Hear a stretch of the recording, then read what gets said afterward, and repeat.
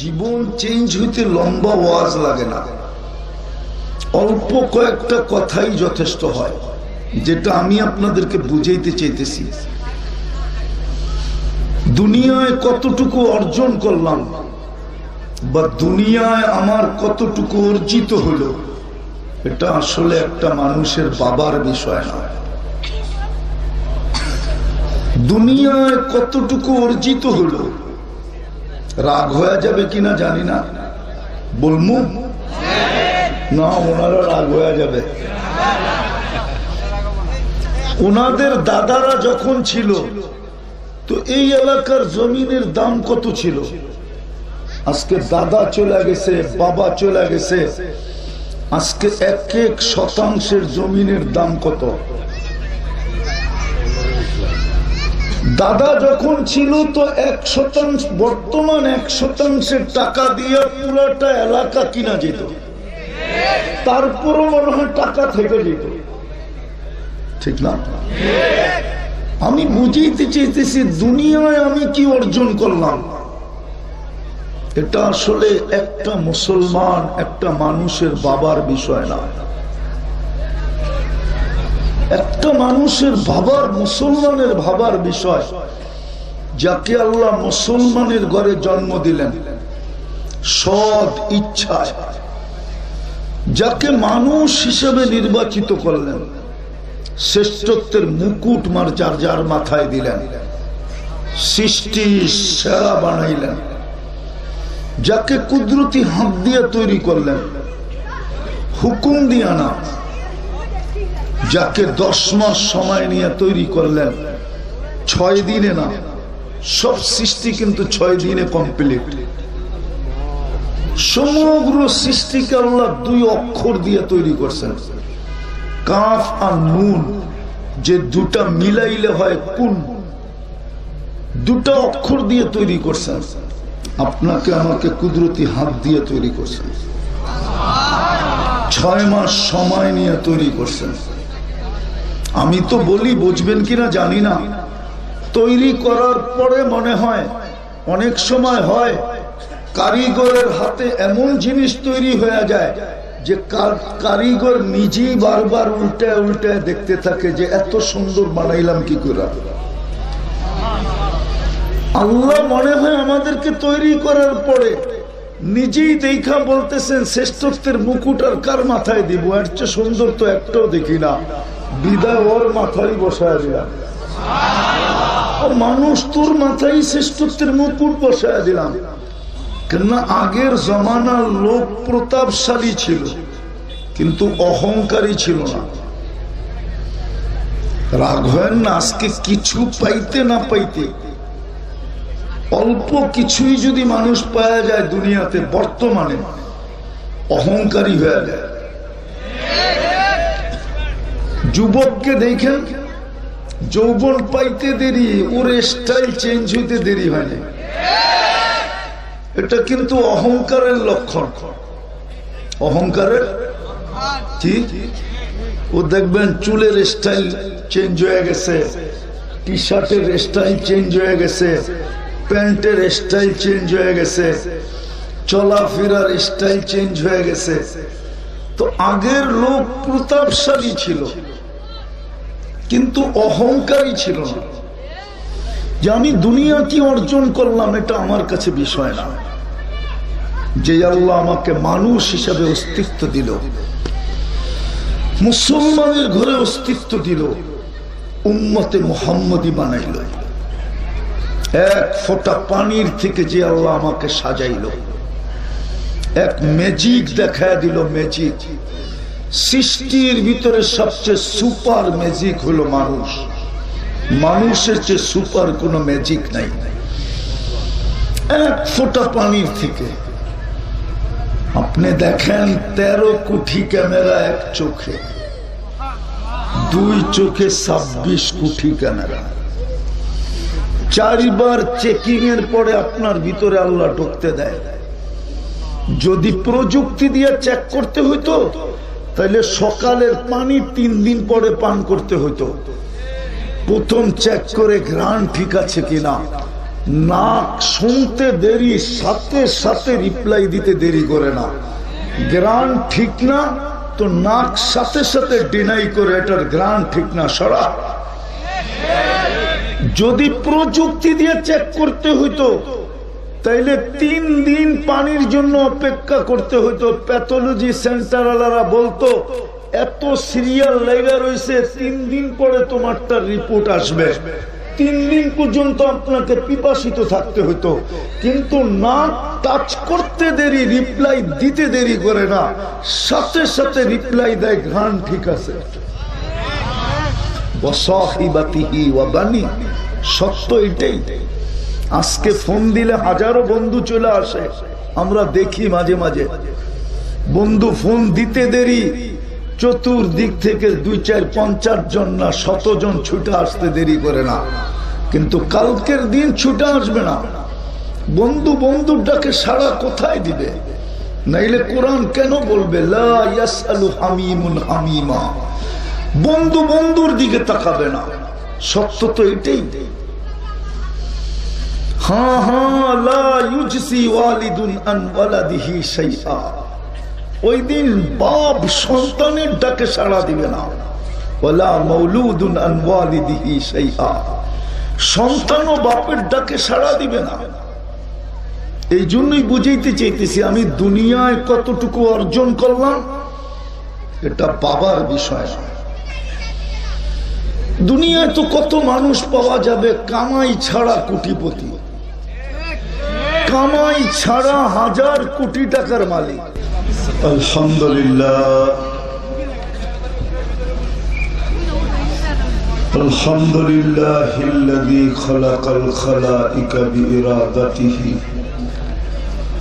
ওয়া দাখাল আরদা বিমাশিয়াতিহি ওয়া রাফা'আস সামা বিগাইরি আমাদিন বিকুদরাতিহি। আল আহাদুস সামাদ الذي لم يتخذ صاحبة ولا ولد خلق الخلق وأحصاهم عدد رفع السماء بقدرته بغير عمد بسط الأرض بقدرته على ماء الجمر قسم الرزق فلا ينسى من خلقه أحد ولم يكن له كفوا أحد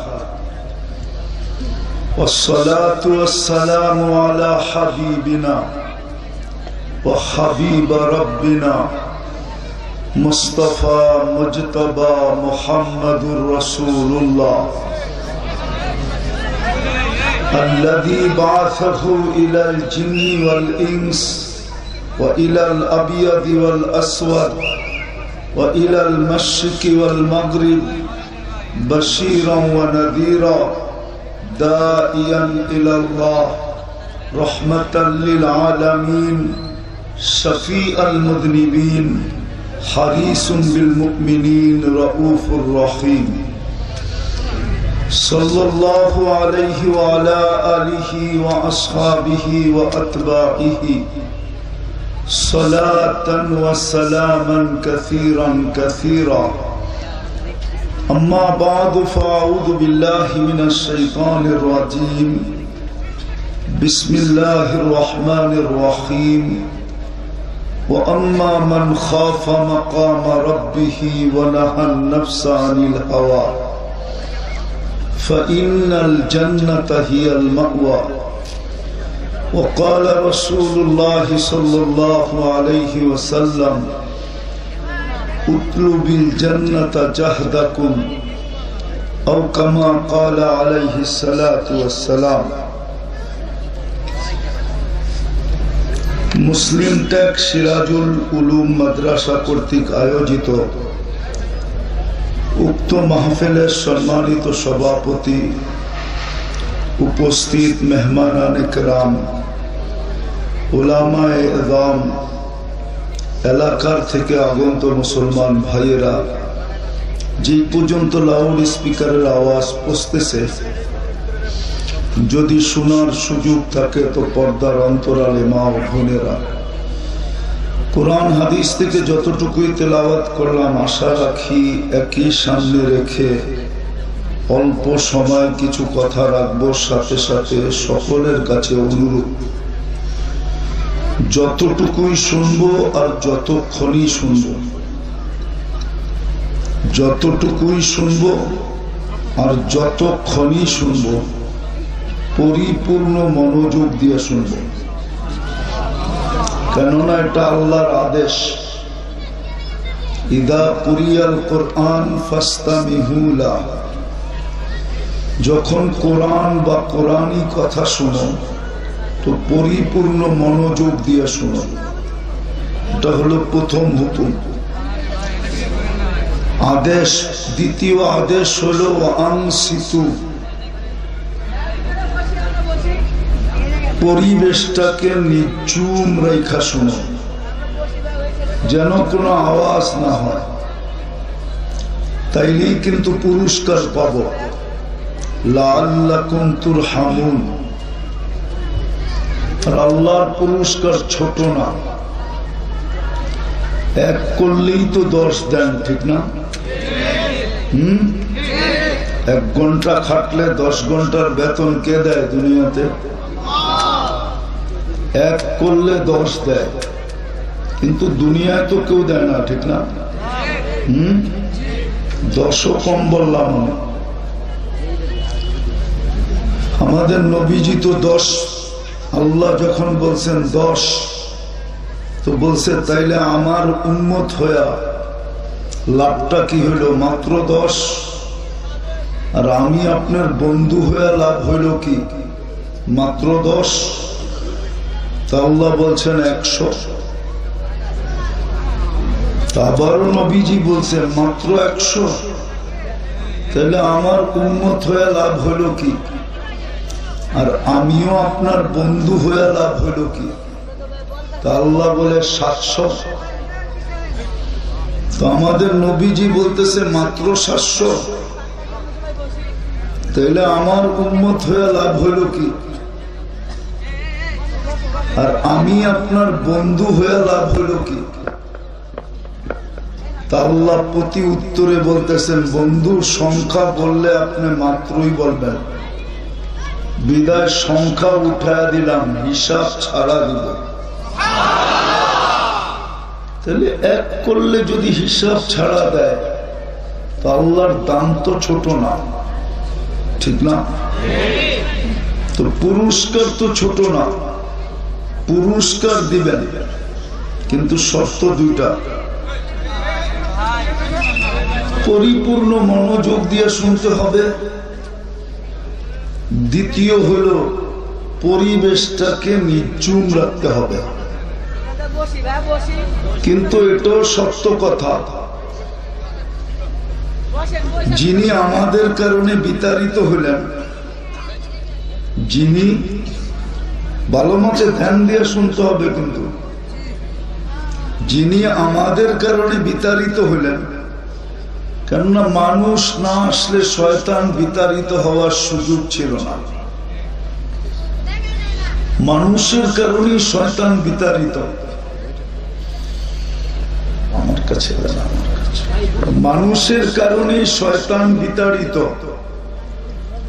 আর তার সমগ্র পরিশ্রম, জলাঞ্জলি, সমগ্র পরিশ্রম মাটিতে মিশে গেছে। 1,85,000 বৎসরের ইবাদত ছিল। 7 আকাশে তাকে 7টা বিশেষ নামে ডাকা হতো। প্রথম আকাশে ডাকা হতো আবেদ, আরবি শব্দ, তো ইংলিশ হইলে হয়তো আমরা বুঝতাম, ঠিক না? কেননা আরবি তো এই জন্য বুঝবো না। ঠিক আছে, ওলামাদের থেকে জিজ্ঞাসা করে নিয়ে। প্রথম আকাশে ডাকা হতো আবেদ, দ্বিতীয় আকাশে ডাকা হতো জাহেদ, পরেরটা ডাকা হতো তকি, পরেরটা ডাকা হতো অলি, পরেরটা ডাকা হতো খাজেন,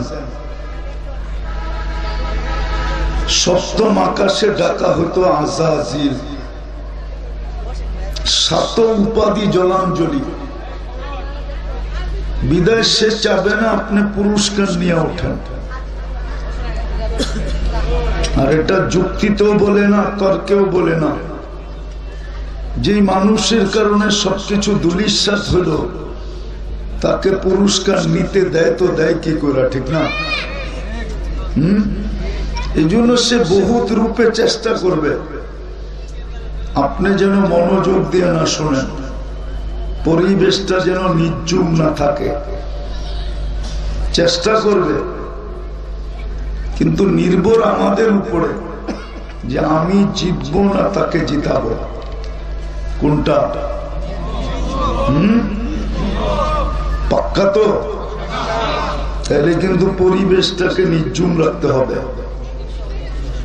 আর পরিপূর্ণ মনোযোগ দিয়ে শুনতে হবে। পাক্কা তো? কত প্রশ্ন মনে করতে পারেন, কথা বলার ভঙ্গিও মনে করতে পারেন। চিন্তা ক্ষমতা দিছে বিধায় আমাদের একটা জিনিস চিন্তা করা উচিত। কেননা আল্লাহ মানুষকে চিন্তা ক্ষমতা দিছেন, আর মানুষের চিন্তা ক্ষমতাটা বড় জাদুময়। দুনিয়ার যত আবিষ্কার দেখেন এটা মানুষের চিন্তার বিকাশ। যত আবিষ্কার আপনি দেখতেছেন আর যত আবিষ্কার আপনি দেখবেন, যেটাকে গবেষণা বলে, গবেষণা, এটা মানুষের চিন্তার বিকাশ। বিদায় ভাবলে বোঝা যায় চিন্তা ক্ষমতাটা কতটুকু জাদুময়, কতটুকু ম্যাজিক সম্পূর্ণ। আবার আল্লাহ চিন্তার দাম দিছেন, যদি চিন্তাটা সঠিক হয়। লাতাফাক্কুরু সাআ খায়রুম মিন ইবাদাতি 60 আও 70 সানা। যদি চিন্তাটা সঠিক হয় তো 60-70 বছর ইবাদত করা যেখানে না পৌঁছবে, সামান্য মুহূর্তের চিন্তা দ্বারা এর চেয়ে আগে যা পৌঁছবে। এটারও একটা কারণ আছে, কেননা লোক দেখানো অনেক কিছু সম্ভব। লোক দেখানো কি? লোক দেখানো অনেক কিছু সম্ভব। আবার উদাহরণ দিলে কেউ রাগ হয়ে যায় কিনা, আমাদের সমাজের কিছু মানুষকে দেখবেন জুমার দিন মসজিদে এমন ভাবভঙ্গি নিয়ে আসে, মনে হয় যে আজকে আল্লাহকে নামায় ফেলবে। অথবা যদি ডাকায় শব্দ বলি তাহলে মনে হয় যে আল্লাহকে চাঙ্গে উঠে দিবে। চাং বুঝেন? এটা ডাকায় শব্দ আর কি। সবারও তো ডাকাই, এই জন্য ডাকায় শব্দ বললাম, নাহলে বলতাম না। কেন আমি বড়ই তো হয়েছি পুরান ডাকায়, জীবনটাই কাটে পুরান ডাকায়। তো কিছু মানুষ আছে এরকম ভাবনিয়া। তো অনেক জিনিসে লোক দেখানো সম্ভব, কিন্তু চিন্তায় লোক দেখানো সম্ভব না। চিন্তা, যেটাকে রিয়া বলে, রিয়া, চিন্তায় কোনোদিন লোক দেখানো সম্ভব না। ওটা তো ভিতরে ভিতরেই চলতে থাকে, ঠিক না? এই জন্য এটার দাম এত বেশি। তো যেটা বুঝাইতেছি না যে আমাদের প্রত্যেকের চিন্তা করা উচিত।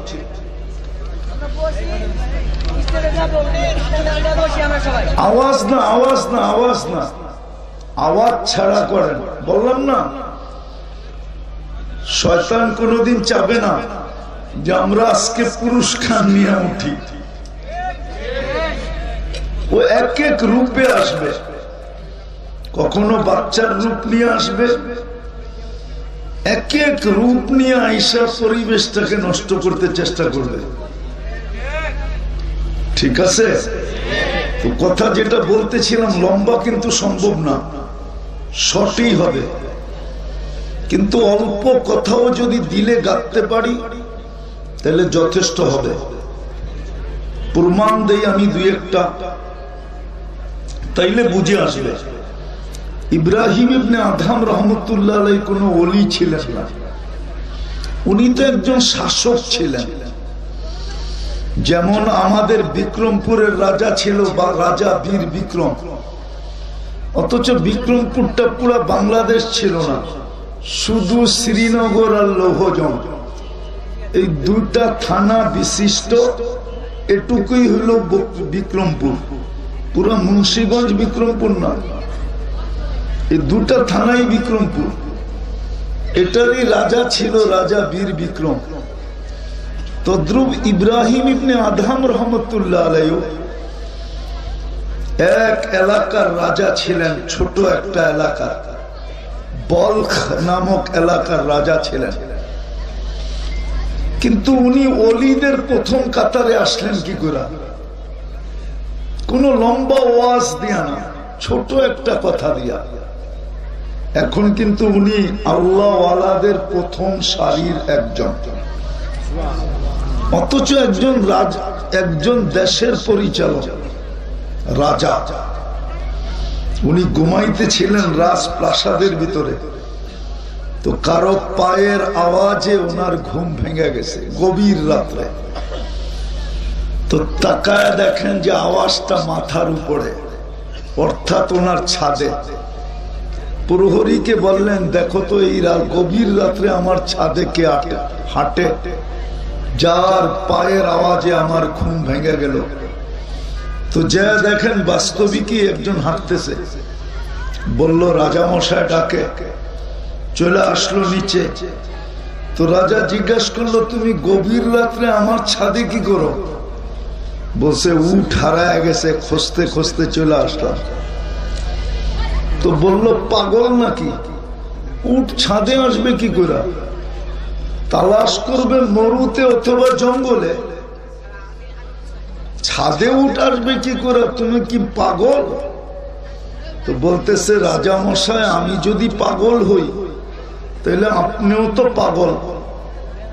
তো রাজা জিজ্ঞাসা করতেছে, আমি পাগল কি করে? কেননা আগের জমানার লোক প্রতাপশালী ছিল কিন্তু অহংকারী ছিল না। রাগ হয় না, আজকে কিছু পাইতে না পাইতে অল্প কিছুই যদি মানুষ পাওয়া যায় দুনিয়াতে, বর্তমানে অহংকারী হয়ে যায়। যুবককে দেখেন, যৌবন পাইতে দেরি, ওর স্টাইল চেঞ্জ হইতে দেরি হয় না। এটা কিন্তু অহংকারের লক্ষণ। অহংকারের কি? ও দেখবেন চুলের স্টাইল চেঞ্জ হয়ে গেছে, টি শার্টের স্টাইল চেঞ্জ হয়ে গেছে, প্যান্টের স্টাইল চেঞ্জ হয়ে গেছে, চলাফেরার স্টাইল চেঞ্জ হয়ে গেছে। তো আগের লোক প্রতাপশালী ছিল কিন্তু অহংকারী ছিল না। তো রাজা বলতেছে, আমি পাগল কি করে? আমি যদি ছাদে উঠ খুঁজা না পাই তাহলে আপনি রাজপ্রাসাদে বসে আল্লাহ পাবেন কি করে? এতটুক কথায় জীবন চেঞ্জ। কসম খোদা, ওই দিনই ছেড়ে দিয়েছেন রাজত্ব। তারপরে বহু দিন সিংহাসন ওনার অপেক্ষায় ছিল। তো উনি বলছে, আমি ছোটটা ছাড়ছি, বড়টা পায়া গেছি, এখন আর এটার ইচ্ছা আমার নাই। তো জীবন চেঞ্জ হইতে লম্বা ওয়াজ লাগে না, অল্প কয়েকটা কথাই যথেষ্ট হয়, যেটা আমি আপনাদেরকে বুঝাইতে চাইতেছি। দুনিয়ায় কতটুকু অর্জন করলাম বা দুনিয়ায় আমার কতটুকু অর্জিত হলো, এটা আসলে একটা মানুষের বাবার বিষয় না। দুনিয়ায় কতটুকু অর্জিত হলো, রাগ হয়ে যাবে কিনা জানি না, বলবো না, ওনারা রাগ হয়ে যাবে। ওনাদের দাদারা যখন ছিল তো এই এলাকার জমিনের দাম কত ছিল? আজকে দাদা চলে গেছে, বাবা চলে গেছে, আজকে এক এক শতাংশের জমিনের দাম কত? দাদা যখন ছিল তো 1%, বর্তমান 1%-এর টাকা দিয়ে পুরোটা এলাকা কিনা যেত, তারপরও মনে হয় টাকা থেকে যেত, ঠিক না? আমি বুঝাইতে চাইতেছি দুনিয়ায় আমি কি অর্জন করলাম, এটা আসলে একটা মুসলমান, একটা মানুষের বাবার বিষয় না। একটা মানুষের ভাবার, মুসলমানের ভাবার বিষয়, যাকে আল্লাহ মুসলমানের ঘরে জন্ম দিলেন সৎ ইচ্ছায়, যাকে মানুষ হিসেবে নির্বাচিত করলেন, শ্রেষ্ঠত্বের মুকুট যার যার মাথায় দিলেন, সৃষ্টি সেরা বানাইলেন, যাকে কুদরতি হাত দিয়ে তৈরি করলেন, হুকুম দিয়া না, যাকে 10 মাস সময় নিয়ে তৈরি করলেন, 6 দিনে না। সব সৃষ্টি কিন্তু 6 দিনে কমপ্লিট। সমগ্র সৃষ্টিকে আল্লাহ 2 অক্ষর দিয়ে তৈরি করছেন, কাফ আর নুন, যে দুটা মিলাইলে হয় কুন, 2টা অক্ষর দিয়ে তৈরি করছেন। আপনাকে আমাকে কুদরতি হাত দিয়ে তৈরি করছেন, 6 মাস সময় নিয়ে তৈরি করছেন।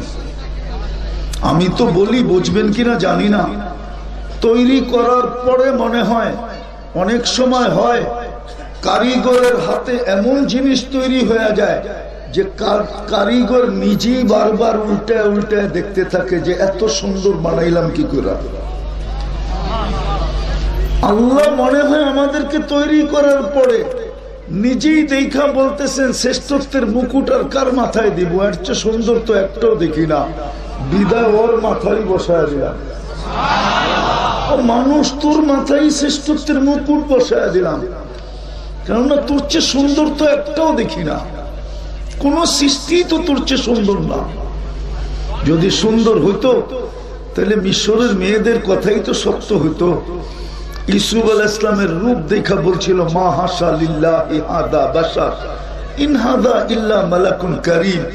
এটা মানুষ হয় কি কইরা, মানুষ এত সুন্দর হয় কি কইরা, এটা তো ফেরেশতা। আল্লাহ বলে ফেরেশতা এত সুন্দর হয় না, কেননা ওইটা হুকুমের তৈরি, মানুষই সুন্দর হয়, এটা আমার কুদরতি হাতের তৈরি। ফেরেশতা এত সুন্দর হয় না, কেননা এটা 6 দিনে কমপ্লিট। মানুষই এত সুন্দর হয়, কেননা এটা 10 মাসে কমপ্লিট। শুধু সৌন্দর্য তো না, মানুষের মতো গঠনও তো আল্লাহ কাউকে দেন নাই। কসম খোদা, আপনার চেহারাটা আয়নায় আপনার পছন্দ হোক আর না হোক, কসম খায়া বলা যাবে কোরআন নিয়া, মানুষের চেয়ে সুন্দর গঠন আল্লাহ কাউকে দেন নাই। তো যেই মানুষটাকে আল্লাহ কুদরতি হাতে নিজের পছন্দের মাধ্যমে মানুষ বানাইলেন, মুসলমানের ঘরে অস্তিত্ব দিলেন, উম্মতে মুহাম্মদী বানাইলেন, 3 বার যাকে নির্বাচিত করলেন, 3 বার যাকে পছন্দ করলেন, 3 বার যাকে চয়েস করলেন, ওই মানুষটার ভাবা উচিত আমি দুনিয়াতে অর্জন কতটুকু করলাম আর আমি আল্লাহকে রাজি কতটুকু করলাম। কারণ কেননা কালকে তো আমি ওনার কাছেই যাব, কালকে তো আমি কার কাছে যাব, কার কাছে? কালকে তো আল্লাহর কাছেই যাব, ঠিক না? কোরআন তো এটাই বলে, ইলাইনা তুরজাউন। তুমি যতই ভাব দেখাও না কেন, একদিন না একদিন তুমি আমার কাছে আসবেই আসবে, আজ হোক আর কাল হোক।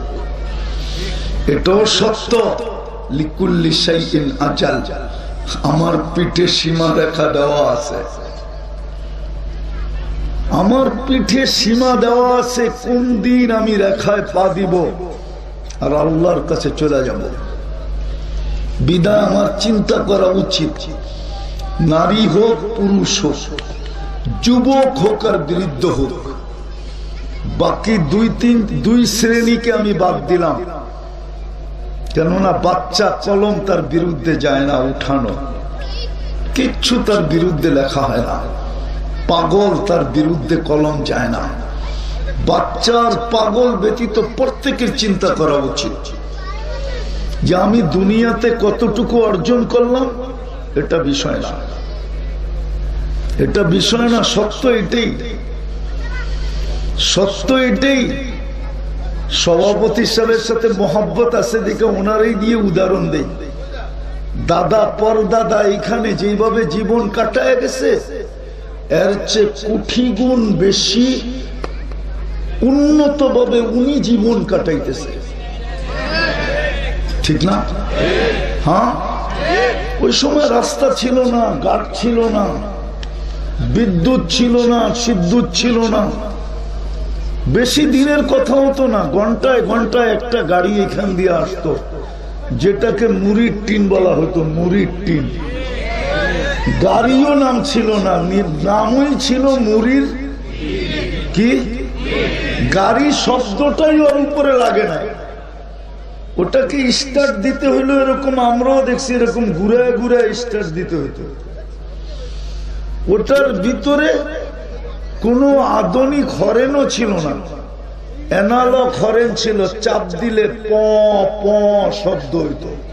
জিজ্ঞেস করে দুনিয়ায় কে কতটুকু অর্জন করলো, কসম খোদার আমার এটা বিষয় না। প্রত্যেকের চিন্তা করা উচিত আমি দুনিয়ায় কি অর্জন করলাম। এটা লক্ষ্য বস্তু না, এটা ভাবার বিষয় না, চিন্তার বিষয় না। বরং একটা কথা বলবো, সেটা হলো আর দুনিয়া বিত্তাকাদ্দুর, দুনিয়া কপালে যা লেখা আছে এটা মিলবেই মিলবে। ওলামা একমত হবে যেটাকে তকদির বলে, প্ল্যানিং বলে। আল্লাহ আপনার আমাকে প্ল্যানিং করে পাঠাইছেন, এইখানে যা লেখা আছে তা মিলবেই মিলবে, মিলবেই।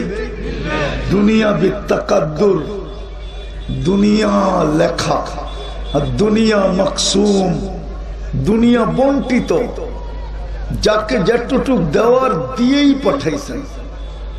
যদি দিয়া না পাঠাইতেন তাইলে বাংলাদেশে শিক্ষিত লোক থাকা সত্ত্বেও, আমি ইঙ্গিত দিতেছি উনি বুঝবে, বাংলাদেশে শিক্ষিত লোক থাকা সত্ত্বেও ওই সময়ও চার্টার্ড অ্যাকাউন্টেন্ট ছিল, কিন্তু ওই লোকটা বাংলাদেশের প্রথম ধনী হইতেন না, যিনি নিজের সিগনেচারটা করতে গেলেও অনেক কষ্ট হইত।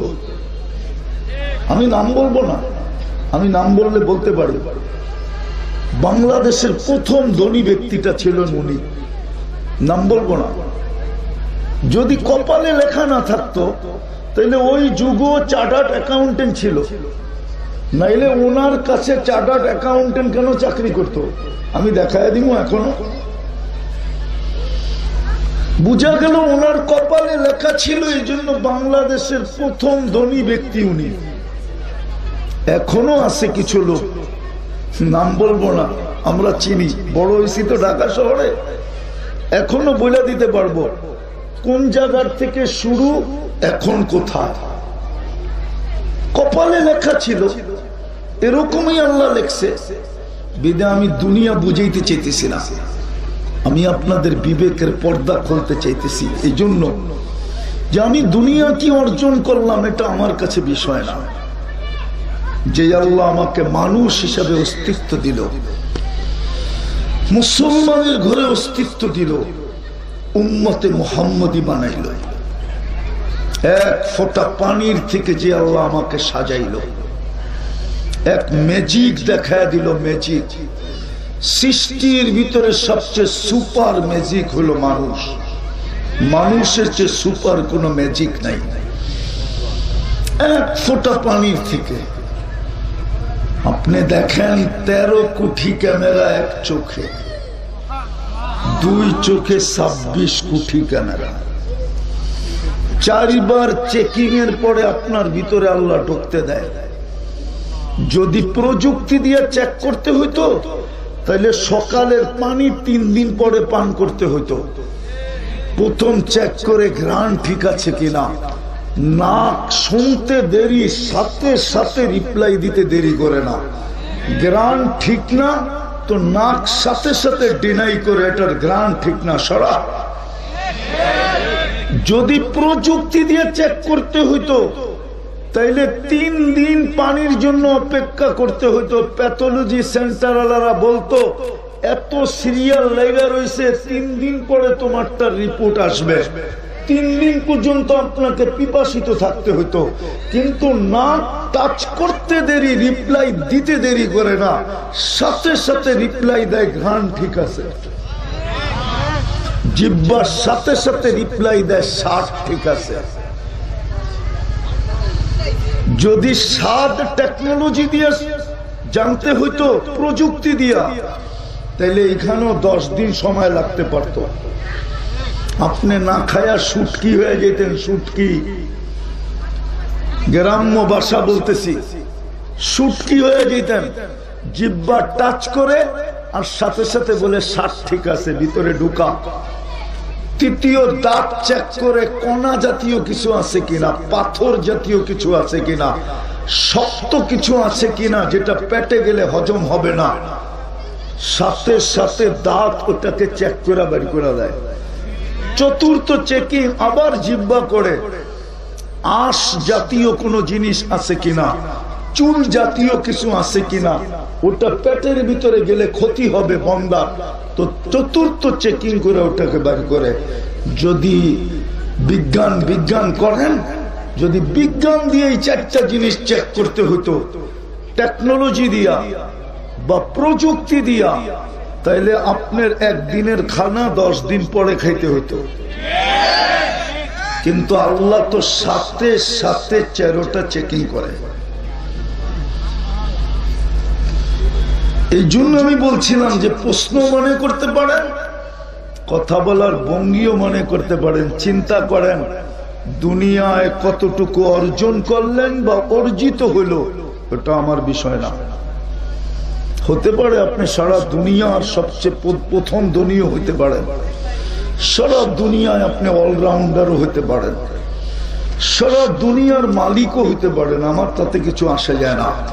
আমার বুঝানোর বিষয় হলো যে আল্লাহ মানুষ হিসাবে অস্তিত্ব দিল, মুসলমান হিসাবে আপনাকে পছন্দ করলেন, উম্মতে মুহাম্মদী বানায়া আপনার ভাগ্যকে খুলে দিলেন।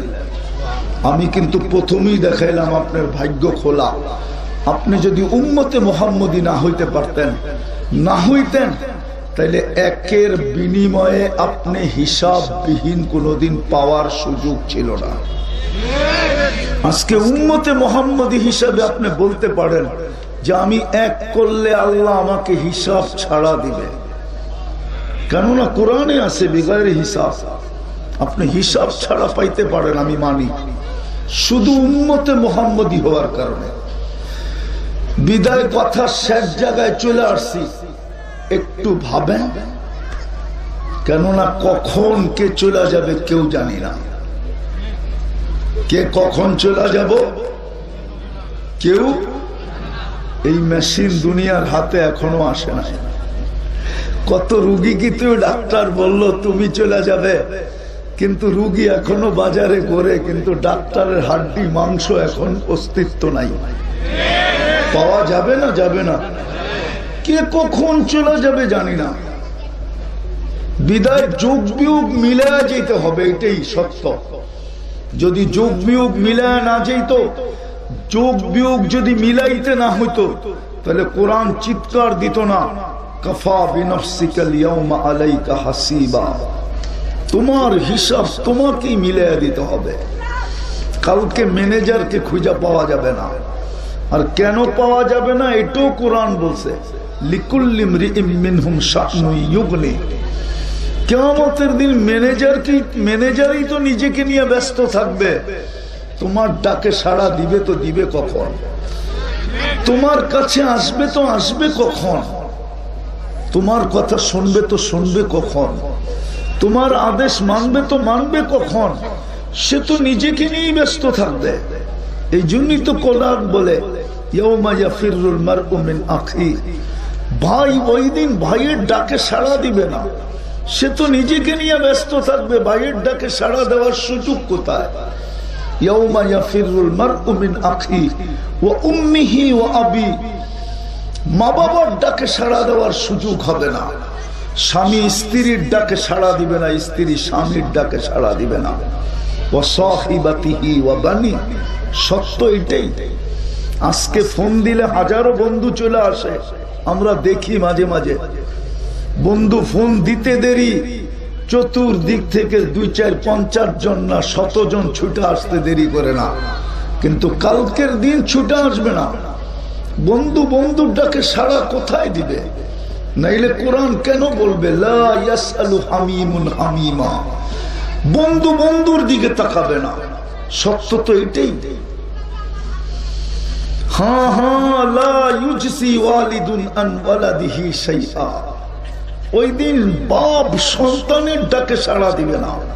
ওয়ালা মাউলুদুন আন ওয়ালিদিহি শাইআ। সন্তানও বাপের ডাকে সাড়া দিবে না। এই জন্যই বুঝাইতে চাইতেছি, আমি দুনিয়ায় কতটুকু অর্জন করলাম এটা বাবার বিষয়। দুনিয়ায় তো কত মানুষ পাওয়া যাবে কামাই ছাড়া কোটিপতি, কামাই ছাড়া 1000 কোটি টাকার মালিক। কেননা বাংলাদেশের পত্রিকা উঠায় দেখেন, আমি নাম বলবো না, পত্রিকা উঠায় দেখেন, কামাই ছাড়া সন্তান বাংলাদেশের পত্রিকায় লেখা আছে, মিডিয়ায় লেখা আছে, আমি নাম বলবো না, নাম বললে আপনারাও চিনবেন। কামাই ছাড়া বাপ মরছে, পরের দিন পত্রিকায় লেখা উঠছে সন্তান এত 1000 কোটি টাকার মালিক। আমি নাম বলবো না, এতটুক বলবো বাড়ি সিরাজগঞ্জের দিকে, নাম বলবো না, কিন্তু এতটুক বলবো। তো কামাই ছাড়া মানুষ 1000 কোটি টাকার মালিক হতে পারে, এটা আমি স্বীকার করি। আমি স্বীকার করি 1000 কোটি টাকার মালিক হতে পারে। এইখানে যার 5-6 একর জমিন আছে মেন রোডের পাশে, ওই তো 1000 কোটি টাকার মালিক।